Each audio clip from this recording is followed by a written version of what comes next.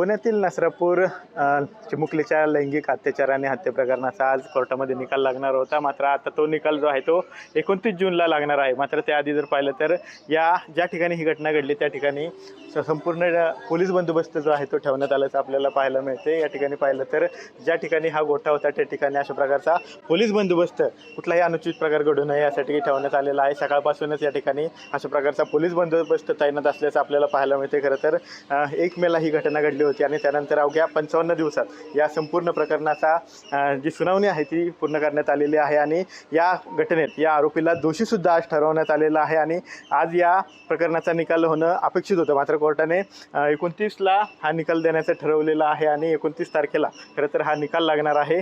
या संपूर्ण प्रकरणात पुणे ग्रामीणचे पोलीस अधीक्षक असतील संदीप गिल यांच्या मार्गदर्शनाखाली विजयमाला पवार यांनी इन्व्हेस्टिगेशन ऑफिसर म्हणून या संपूर्ण प्रकरणाचं काम पाहिलं होतं आणि अवघ्या 15 दिवसात तब्बल 1200 पानांचं चार्जशीट म्हणजे आरोपपत्र जे आहे ते निश्चित करण्यात आलेलं होतं आणि त्यानंतर आज या घटनेचा निकाल जो आहे तो लागणार होता। 21 मेपासून दैनंदिन सुनावणी जी आहे ती या प्रकरणात सुरू करण्यात आलेली होती। मात्र आता हा निकाल 29ला लागणार आहे। मात्र सध्या जर पाहिलं तर या ज्या ठिकाणी ही घटना घडलेली होती त्या ठिकाणी आता मोठ्या प्रमाणावर पोलीस बंदोबस्तसुद्धा कुठलाही अनुचित प्रकार घडू नये यासाठी ठेवण्यात आल्याचं आपल्याला पाहायला मिळतं। कॅमेरा पर्सन तुषार सनेसह विनय जगताप, TV9 मराठी, भोर, पुणे।